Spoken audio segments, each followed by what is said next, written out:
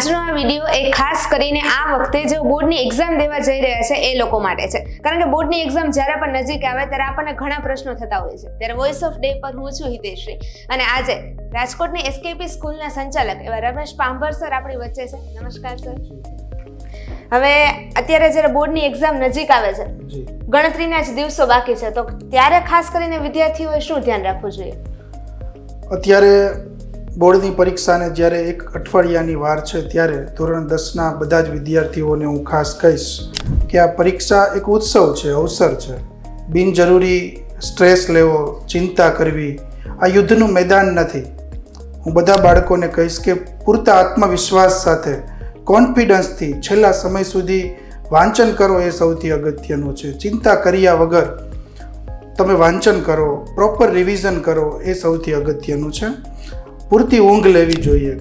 મોટાભાગે વિદ્યાર્થીઓ છેલ્લા દિવસોમાં રાત્રે ઉજાગરા કરતા હોય, તેના કારણે તેની હેલ્થ ઉપર અસર થતી હોય છે. તો હું એ પણ ખાસ કહીશ કે બધા બાળકો આ દિવસોમાં પૂરતી ઊંઘ લે અને ખોરાક યોગ્ય લે, જેથી કરીને વિદ્યાર્થીઓની તબિયત ઉપર અસર ન થાય.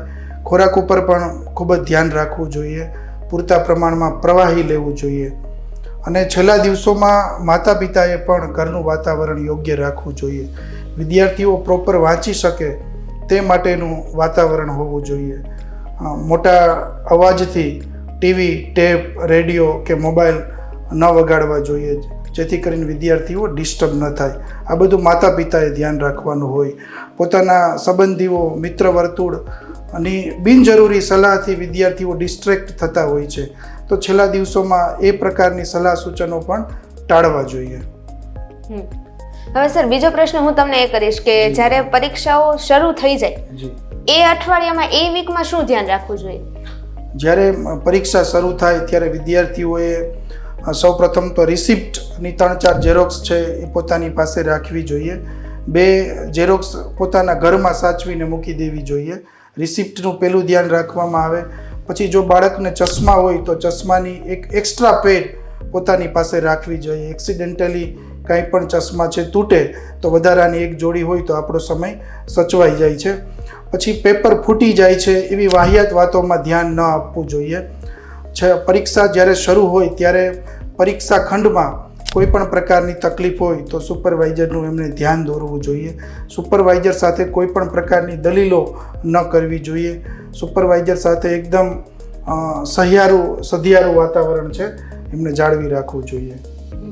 હવે સર, આ વાત તો એ થઈ કે જ્યારે આપણે એ વીક ચાલતું હોય ત્યારે, પણ જ્યારે ખાસ કરીને જે 10મા ધોરણના વિદ્યાર્થીઓ છે જેઓ પહેલી વખત બોર્ડને ફેસ કરી રહ્યા છે, ત્યારે એમને પરીક્ષા ખંડમાં શું વધારે ધ્યાન રાખવું જોઈએ? કારણ કે ત્યારે એ લોકો નર્વસ પણ એટલા હોય અને ઘણાને તો એવો પણ પ્રશ્ન હોય કે પેપર લખવા બેસીએ અને ક્વેશ્ચન પેપર જોઈને બધું ભૂલાઈ જાય. જી, પરીક્ષા ખંડમાં સૌથી ધ્યાન રાખવા જેવી કોઈ બાબત હોય તો આત્મવિશ્વાસથી પેપર લખવું જોઈએ.